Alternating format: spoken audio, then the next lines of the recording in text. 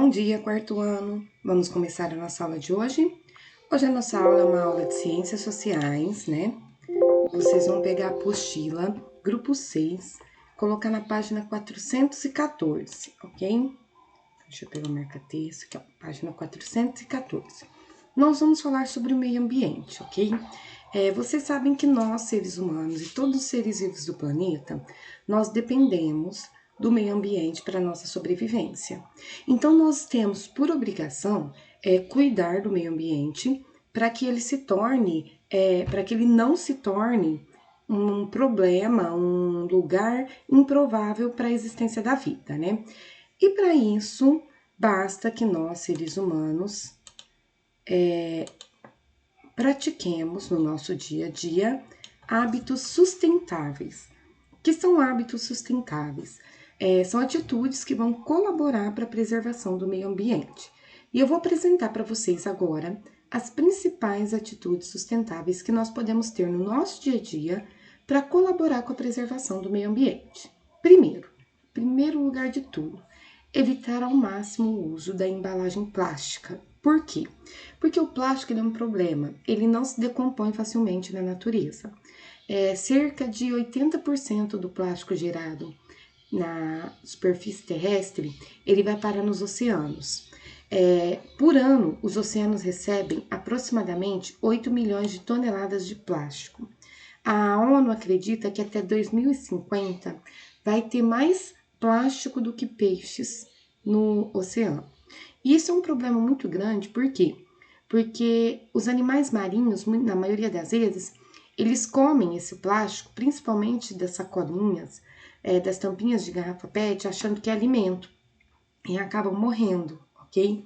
E se uma espécie vier entrar em extinção por conta disso, ela pode causar um desequilíbrio no ecossistema e, consequentemente, nós seremos afetados por isso também.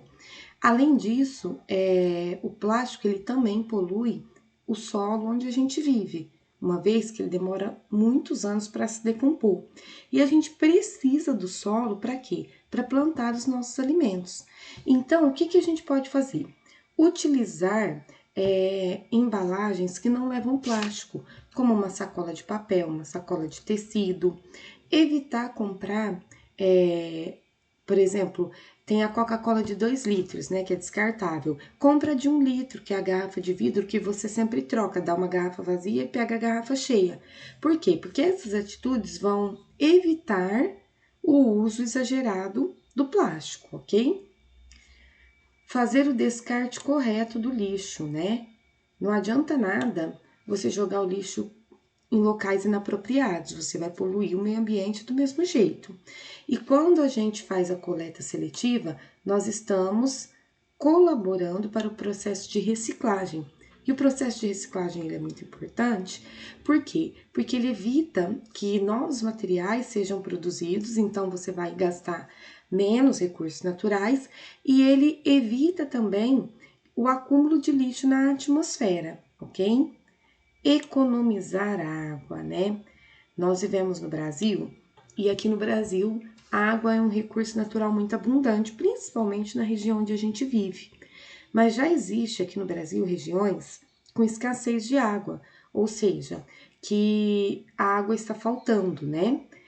É o seguinte, não é que a água vai acabar, ok? A água, como ela existe na natureza, ela é imprópria para o consumo e ela precisa passar por um processo muito caro de limpeza. E se nós continuarmos a poluir da maneira como poluímos hoje, vai chegar um momento que esse procedimento de limpeza ele vai ficar inviável devido ao alto custo que ele vai ter. E aí, nesse momento que a água vai faltar, não que ela vá sumir da superfície do planeta Terra, mas vai ser mais difícil limpar essa água para o consumo humano. Então, vamos economizar a água. Desligar a torneira na hora de escovar os dentes, desligar o chuveiro na hora de ensaboar, varrer a calçada ao invés de jogar água de lavar, né? Outro aspecto também, economizar energia elétrica. Principalmente aqui no Brasil, a geração de energia elétrica, ela está associada com as hidrelétricas que utilizam a água dos rios. Então, quando você economiza energia elétrica, consequentemente, você está economizando água, né? Então é muito importante também economizar energia elétrica. Não comprar os animais silvestres de forma ilegal. Existe um comércio ilegal de animais silvestres que acontece no mundo inteiro e esse comércio ele é muito prejudicial. Por quê? Porque se uma dessas espécies que são comercializadas vir a entrar em extinção, isso pode causar um desequilíbrio no ecossistema e esse desequilíbrio no ecossistema pode afetar o nosso modo de viver, né? E o Brasil, por ser um país muito rico no termo de fauna e flora, muitos animais brasileiros, como papagaios, araras, mico-leão-dourado, cobras, são vendidos no comércio ilegal.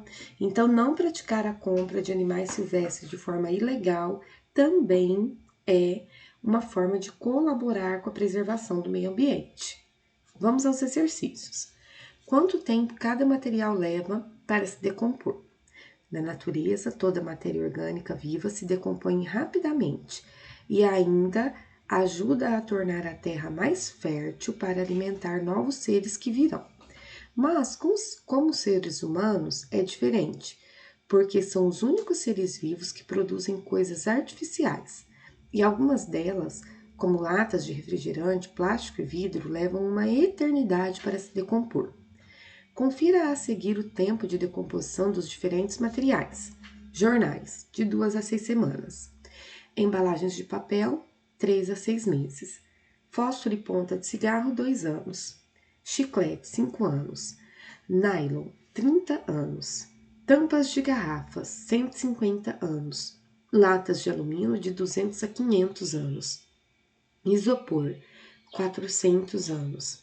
Plástico, 450 anos. Fralda descartável comum, 450 anos também. Vidro, 1 milhão de anos. Olha só, né? Quanto tempo todo esse material vai demorar para ser decomposto na natureza, né? Vamos às perguntas, às questões.